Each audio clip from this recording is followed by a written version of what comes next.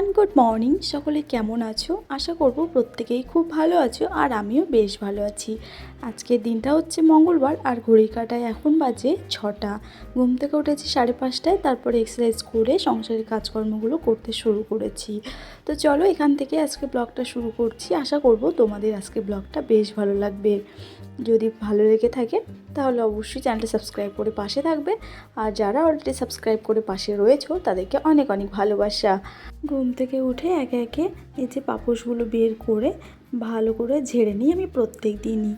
তো পাপোশগুলো ঠিকঠাক না ঝাড়লে না মনটা ভালো বলে না, কারণ মনে হয় যেন পাপোশের মধ্যে যত রাজ্যিকার নোংরাগুলো জমা থাকে, আর সেগুলো না ঝেড়ে ওই বাইরে বের করে দিলাম, আবার ঘরে তুলে নিয়ে এসে রাখলাম, সেটাতে ঠিক পোষায় না।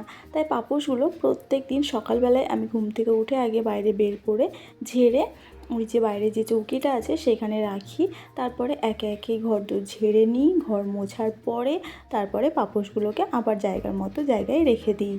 আর আজকে যেহেতু মঙ্গলবার মানেই একরাশ কাজকর্ম, মানে প্রচণ্ড তাড়াহুড়ো, আর মনের মধ্যে একটা মানে কি বলবো অশান্তি কাজ করে যে কতক্ষণে পুজোটা কমপ্লিট করবো আর হনুমান চালিসাটা পাঠ করব। কারণ প্রত্যেক মঙ্গলবারই আমি চেষ্টা করি সমস্ত কাজকর্ম তাড়াতাড়ি সেরে একটু আস্তে সুস্তে মানে শান্ত মনে হনুমান চালিসাটা পাঠ করতে। অন্যান্য দিনগুলো প্রত্যেক দিনই আমি হনুমান চালিসা পাঠ করি, কিন্তু প্রতিদিনই তো ধরো সংসারের কাজকর্ম নিয়ে তাড়াহুড়ো থাকে। তো সেই জন্য আমি চেষ্টা করি মঙ্গলবারের দিনটা সমস্ত কাজকর্মকে সেরে হাতে অনেকটা সময় নিয়ে হনুমান চালিসাটা পাঠ করতে, মানে মনের মতন করে। প্রত্যেক দিনই সেটা চেষ্টা করে থাকি, কিন্তু সেটা পেরে উঠি না। তবে মঙ্গলবারটাকে কিন্তু আমি ভাবি যে সংসারের কাজকর্ম তো সারা সপ্তাহ জুড়ে করি, তবে একটা দিন অন্তত ভগবানের জন্য রাখাই যেতে পারে, তাই না বলো? আর সবথেকে বেটার হয় যদি আমরা সপ্তাহে একটা দিন অন্তত মন্দিরে গিয়ে পুজো পাঠ করতে পারি, বা পুজো দিয়ে আসতে পারি, বা মন্দিরে যেতে পারি, তাহলে কিন্তু সবথেকে সেটা বেস্ট হয়। এর থেকে আর ভালো কিছু হতেই পারে না। আগে আমি প্রায়ই যেতাম, তোমরা দেখে থাকবে আমার ব্লগে, কিন্তু এই যে কি যে হয়েছে আমার, মাস 3-4 থেকে তো আমি কাজকর্ম নিয়ে হোক বা যেটা যাই হোক না কেন আমি যেতে পারছি না। এক সপ্তাহ যাচ্ছি, তো পরে 2-3 সপ্তাহ গ্যাপ পড়ে যাচ্ছে, মানে মনটাকে আর স্থির করতে পারছি না। তো যাই হোক, চেষ্টা করতে হবে আমাকে। মন্দিরে যাওয়ার জন্য মনটা খুব ছটফট করে, কিন্তু ওই কাজকর্ম নিয়ে নানা মানে কি বলবো চারিদিক দিয়ে বাধা যেন আমাকে ঘিরে ধরে, আর যাওয়া হয়ে ওঠে না। তো এদিকে ঘরদোর তো ঝেড়ে একেবারে মুছে স্নান করে উঠে এসেছি দেখো। আর এখন বাজতে যায় কিন্তু ওই 8:45 মতো। তো 8:30 বা 8:45টার মধ্যে আমার আরামসে হনুমান চালিসা পাঠ হয়ে যাবে। তারপরে আপাতত আমি এক তরকারি ভাত তোমাদের দাদাভাইকে রান্না করেই দিতে পারবো। আসলে সকালবেলায় ওই 9:30টার দিকে চলে যাই, ডিউটিতে বেরিয়ে যায়। তো সেই জন্য রান্নার না একটা প্রচণ্ড চাপ থাকে। অন্যান্য কাজকর্ম যাই থাক না কেন, রান্নার যদি চাপ থাকে তাহলে দেখবো কোনো কাজে না ঠিকঠাক মন বসে না। সকালবেলায় মনে হয় যেন কতক্ষণে রান্নাটা করে দিতে পারবো, মানুষটাকে একটু শান্তিভাবে খেয়ে যেতে পারবে। কারণ ওই সারাটা দিনের ধাক্কা, সেই বিকেল 5টার সময় বাড়ি আসে, আর বাইরে যে কিছু খেয়ে নেবে সেটাও খাবে না। তো সেই জন্য আমাকে কষ্ট করে হলেও আমি চেষ্টা করি যে একটু রান্নাবান্নাগুলো টাইমলি করে দেওয়ার।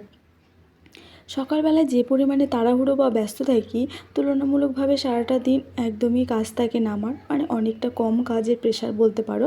তবে কাজ থাকে না এটা বলা ভুল, কারণ একটা বাচ্চা থাকলে সারাদিনই কম বেশি কিন্তু কাজ থেকেই থাকে। তো যাই হোক, আমি তারপরে এইদিকে দেখো আমি হনুমান চালিসা পাঠ করে নিয়েছি। আর এখন এই যে বিছানাটাকে টান করে নিলাম। ঘুম থেকে ওঠার পরেই বিছানাটা আমি ঝেড়ে গুছিয়ে নিয়েছিলাম, এখন আরও একবার টান করে নিলাম। আর এদিকে বৃষ্টির কারণে জামাকাপড় অনেকটাই এই জানালাতে মেলা রয়েছে। তো আজকে একটু রোদ দিয়েছে দেখলাম, তাই জামাকাপড়গুলোকে এনে আগে এই যে ছাদে বের করে দিয়েছি। সঙ্গে সকালে যেগুলো কেচেছিলাম সেগুলোও মেলে দিয়েছি। আর মোটামুটি ওয়েদারটা ঠিক আছে এখন, বলতে পারছি না, আবার একটু পরে বৃষ্টি নামতে পারে। তাই যত তাড়াতাড়ি সম্ভব এই জামাকাপড়গুলোকে আগে শুকিয়ে ঘরে তুলে নিয়ে যাব, তারপরে অন্যান্য কাজকর্ম। এখন প্রায় তোমার 9:30 বাজতে যায়। তোমাদের দাদাভাই খেয়ে বেরিয়ে গেছে। সকালে আলু ভাতে করেছিলাম, আর সঙ্গে করেছিলাম বিউলির ডাল, মানে ভাত দুপুরের মতো করে নিয়েছি, তার মধ্যে একটা আলু ফেলে দিয়েছিলাম। তো সেই আলু সেদ্ধ আর হচ্ছে বিউলির ডালটা করে নিয়েছি একেবারে। তো ওই ডাল দিয়ে খেয়ে গেছে। আর কালকেকার একটা রুটি রয়েছে, তো সেটাই আমি এখন ডাল দিয়ে খাবো। আর মাম্মাম সকালে খেয়েছে, ও আলু সেদ্ধ দিয়ে ভাত খেয়ে নিয়েছে। তো সকালকার মতো এই পর্যন্তই খাওয়া দাওয়া কমপ্লিট হলো। এবার খাওয়া দাওয়ার পরে হচ্ছে দুপুরে রান্নাবান্নার দিকে যাব। ডাল তো হয়েই গিয়েছে, আর দু একটা তরকারি করব, তাহলে হয়ে যাবে। আজকেও মঙ্গলবার, তো নিরামিষ, দুদিন পরপর নিরামিষ হচ্ছে। এই পুরো মাসটাই বলতে পারো পরপর দুদিনই আর কি নিরামিষ হবে, কারণ শ্রাবণ মাসের সোমবার নিরামিষ খাচ্ছি, আর হচ্ছে মঙ্গলবার, ওটা তো প্রত্যেক দিন প্রতি মঙ্গলবার আর কি নিরামিষই হয়। তো তারপরে আমি রুটিটা খেয়ে এদিকে ছাদে গেলাম। আর এর মধ্যেই হচ্ছে যেগুলো কালকেকার বিছানার চাদর চেঞ্জ করেছিলাম, সেই বেডশিট, বালিশের কভার, নাইটিগুলো, মানে কালকেকার যে জামা কাপড়গুলো ছিল সবটাই মোটামুটি শুকিয়ে গিয়েছে। তাই আমি এখন তুলে এনে আগে ভাঁজ করে নিচ্ছি, কারণ ওই ছাদে ফেলে রেখে কাজকর্ম করতে যাব, আবার বৃষ্টি এসে ভিজে যাবে, মানে এইটা আর মানে হচ্ছে না। তো সেই জন্য আমি আগে জামা কাপড়গুলোকে তুলে নিয়ে এসে গুছিয়ে আরও বাকি যে সব কাজকর্মগুলো রয়েছে, সকালের বাসন মাজা, সবজি গোছানো, সবটা করে তারপরে রান্নাবান্নার দিকে যাব। আর এখন কিন্তু খুব একটা বেশি সময় হয়নি, ওই 11টা, 10:30 মতো, 11টা মতো বাজতে যায়। 11টা এখনও বাজেনি, বাকিই রয়েছে। তো সেই জন্য আস্তে সুস্তে কাজ করলে ওই 1টা-1:30টার মধ্যে সমস্ত কাজ হয়ে যায় আমার। আর তারপরে আরও একবার ঘরদোর ঝেড়ে গুছিয়ে একেবারে গা হাত পা ধুয়ে ফ্রেশ হয়ে মা মেয়ে দুজনে মিলে খেয়ে নিই দুপুরের খাবারটা ওই 2টোর মধ্যে। আর এখন জামাকাপড়গুলো এই যে ভাঁজ করে জায়গা মতো রেখে দিচ্ছি। আর জামাকাপড়গুলো তুলে এনে আমি না ফেলে রাখি না, সঙ্গে সঙ্গে মানে ভাঁজ করে নিই, সে একটা হোক বা দুটো হোক বা এক গুচ্ছের হোক, সবটাই আমি ভাঁজ করে জায়গায় রেখে দিই।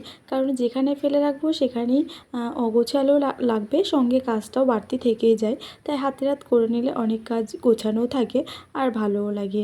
হ্যাঁ, তাতে হয়তো একটু পরিশ্রমটা বেশিই হয়, কিন্তু যেখানে পরিষ্কার রাখার প্রশ্ন, গুছিয়ে রাখার প্রশ্ন, সেখানে পরিশ্রম হলেও কোনো আপত্তি নেই। তাই শত পরিশ্রম হলেও বাচ্চা নিয়ে কিন্তু সকাল থেকে রাত্রি পর্যন্ত আমি সমস্ত কাজ কিন্তু একা হাতে গুছিয়ে করতে ভীষণ ভালোবাসি, বা করে নিই বলতে পারো। তো এই আমার কাজগুলো দেখে অনেকেই বলে, বিশেষ করে আমার শাশুড়ি মা বলে যে জানো তো, মানে অন্য যে কেউ আসলে বা যে কেউ জিজ্ঞেস করলে বলে যে সুস্মিতার কাজগুলো সত্যিই খুব পরিষ্কার। আমাদের ঘরে যদি একটু নোংরা পাওয়া যায়, কিন্তু ওর ঘরে কোথাও একটুও নোংরা পাওয়া যাবে না। আর যখনই আমি এই কথাটা শুনি, তখন আমার না সত্যি ভীষণ ভালো লাগে।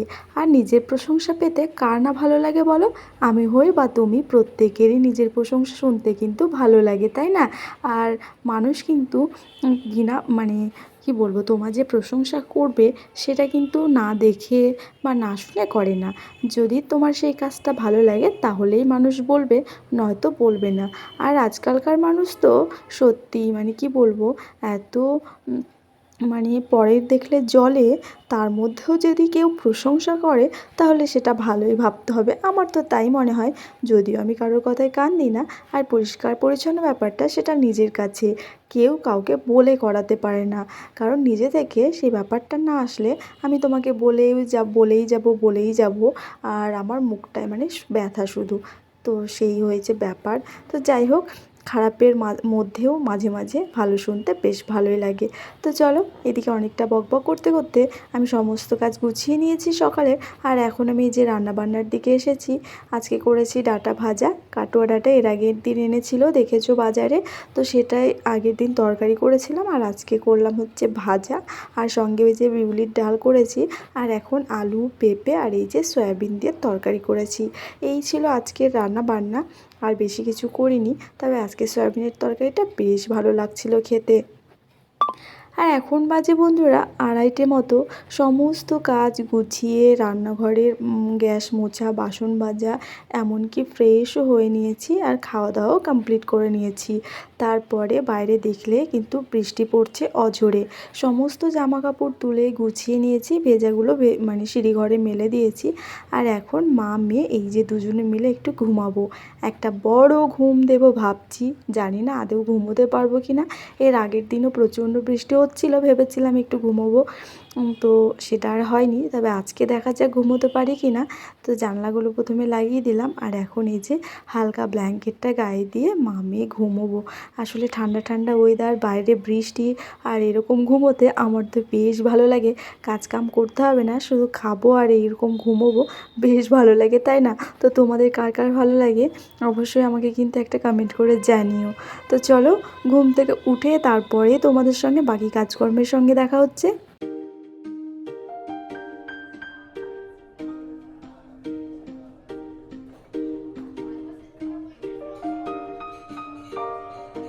এখন বাজে 5:30, আর একটা লম্বা ঘুম দিয়েছে আজকে। ঘুম থেকে ওঠার পর একটু খিদে খিদে পেয়ে গেছিলো, তো তোমাদের দাদাভাইও চলে এসেছে আর নিজেই ভাত নিয়ে খেয়ে নিয়েছে। ঘুমোতে দেখে আর ডিস্টার্ব করেনি। তো তারপরে ঘুম থেকে উঠে একটু খাওয়ার ইচ্ছে করছিলো, তাই বললাম যে একটু গরম গরম সিঙ্গারা নিয়ে এসো, সাথে এই যে চানাচুর দিয়ে মুড়ি মাখিয়ে 3 জন মিলে খেয়ে নিলাম খুব মজার সাথে। আর এখন বসিয়েছি এই যে লাল চা। তো অনেক দিন বাদেই সিঙ্গারাটা খেলাম, বেশ ভালো লাগলো খেতে। তো এখন চা খাওয়ার পরে হচ্ছে তোমাদের দাদাভাই বেরোবে, আর আজকে টিফিনে নিয়ে যাবে দুপুরের তরকারি আছে সেটাই, আর মুড়ি। তো এটাই খাবে, বলছিল যে নিয়ে যাব না, মুড়ি খেয়েছি এতেই হয়ে যাবে। তো আমি আবার অল্প একটু মুড়ি আর তরকারি দিয়ে পাঠিয়েছি, আর আমরাও সেটাই খাবো রাত্রে। আর রুটিও করব না, ভাত তো নেই, মানে করবোই না রাত্রে।